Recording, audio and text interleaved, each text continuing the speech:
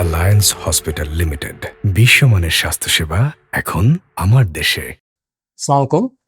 আমি অধ্যাপক ডাক্তার মোহাম্মদ মামুনুর রহমান। আমি অধ্যাপক হিসাবে জাতীয় গ্যাস্ট্রোলিভার ইনস্টিটিউট ও হাসপাতালে কর্মরত আছি।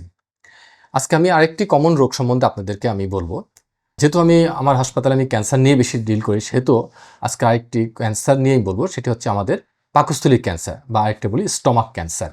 সবচেয়ে বড় আশ্চর্যজনক ব্যাপার হচ্ছে যে আসলে আমরা ক্যান্সার আগে জানতাম সাধারণত বয়স্কদের হয়, বাট এখন কিন্তু আমাদের বয়স খুব একটা ম্যাটার করতেছে না, কারণ বাচ্চারাও কম বয়সে পেশেন্ট কিন্তু এখন এই স্টমাক ক্যান্সার নিয়ে আসতেছে। এখন বেশ কমন। এখন এই ক্যান্সারগুলোর জন্য স্টমাক ক্যান্সার, পাকস্থলীর ক্যান্সার সাধারণত আমাদের কাছে এই পেশেন্টগুলি কিভাবে আসে? প্রথমত দেখাচ্ছে এই ক্যান্সারগুলি অনেকে যেটা গ্যাস্ট্রিক মনে করে, অর্থাৎ প্রথমের দিকে সেটা আসে আপনার অল্প খালি পেটটা একটু ভরা ভরা লাগতেছে, ফাঁপা ফাঁপা লাগতেছে, কম খালি পেটটা ভরে যাচ্ছে, হালকা উপরে পেটের মাঝখানের দিকে একটু ব্যথা করতেছে। এবং মজার ব্যাপার হচ্ছে এই সমস্যাগুলি প্রথম দিকে যদি আমি গ্যাস্ট্রিকের ট্যাবলেট খাই, তাই দেখা যাচ্ছে এই সমস্যাটা ভালো হয়ে যাচ্ছে এবং এইটা থেকেই পেশেন্টগুলি সাধারণত মিসগাইডেড হয়ে যায়। আরেকটি কমন যখন মনে করবেন এর সাথে যদি দেখা যায় যে পেশেন্টের খাওয়ার অরুচি আসতেছে, শরীরে দুর্বলতা বাড়তেছে এবং যদি দেখা যায় যে ওজন হ্রাস পাচ্ছে, অর্থাৎ ওজন কমে যাচ্ছে, অ্যালার্মিং সাইন।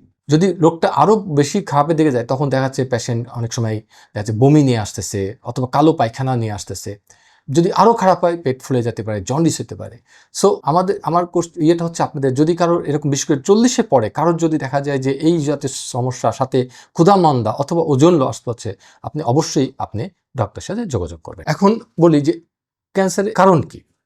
অ্যাকচুয়ালি যে কোনো শরীরের কোনো ক্যান্সারের কিন্তু আসলে এক্স্যাক্ট কারণটা আমরা বলতে পারি না। তবে হ্যাঁ, কিছু রিস্ক ফ্যাক্টর আছে যেগুলি দেখায় থাকলে এই রিস্ক ফ্যাক্টরগুলি ক্যান্সারগুলোকে আর প্রবণতা বাড়াই দিতে পারে। তার মধ্যে স্টমাক ক্যান্সারের জন্য আমরা যেটা বলি, সাধারণত যারা মোটা তাদের একটা চান্স থাকতে পারে, এবং যারা ইনঅ্যাক্টিভ অর্থাৎ যা সেডেন্টারি লাইফ বলি আমরা, যারা বেশি কাজকাম করে না, অলস, অর্থাৎ এই যারা অলস থাকবে, মোটা থাকবে, এবং যারা দেখা যাচ্ছে যে ধূমপান করেন অথবা অ্যালকোহলিক যে মদ্যপান করেন, তাদের কিন্তু ক্যান্সার বেশি হবে। আরেকটি যেটা হচ্ছে ইদানিং আমাদের বাচ্চারা বা সবাই যেটা হচ্ছে আমরা ফাস্টফুড দিকে ঢুকে গেছি বেশি, অর্থাৎ যারা স্মোক ফুড খাবে, সল্টি ফুড, অর্থাৎ যেটা বলি বারবিকিউ, এই জাতীয় খাবার যারা বেশি খাবে, তাদের কিন্তু স্টমাক ক্যান্সার বেশি হবে। এর বাইরে আরও কিছু কারণ আছে, যেটা হচ্ছে ধরেন জেনেটিক্যাল কজ, যদি কারো ফ্যামিলি হিস্ট্রি থাকে তাদের এটা হইতে পারে। আর একটা হচ্ছে যে আমাদের কিছু শরীরে ব্যাকটেরিয়া থাকে, যেমন স্টমাকও থাকতে পারে, সেটাকে আমরা একটা ব্যাকটেরিয়া বলি এইচ পাইলোরি, তাদের থাকলেও কিন্তু এই ক্যান্সারটা হতে পারে। এখন আমরা বলি যে এই স্টমাক ক্যান্সারটা আমরা কীভাবে নির্ণয় করতে পারি, কি পরীক্ষা করলে? একটা ছোট্ট পরীক্ষায় বলবো যে শুধুমাত্র যেটা বলি এন্ডোস্কোপি, অর্থাৎ গলার মধ্যে যে নল দিয়ে পরীক্ষাটা করি, এই পরীক্ষাটা করলেই কিন্তু রোগটা ধরা যায়। অতএব আমরা একটা এন্ডোস্কোপি করে রোগ ধরি এবং সেটাকে বায়োপসি করতে হয়।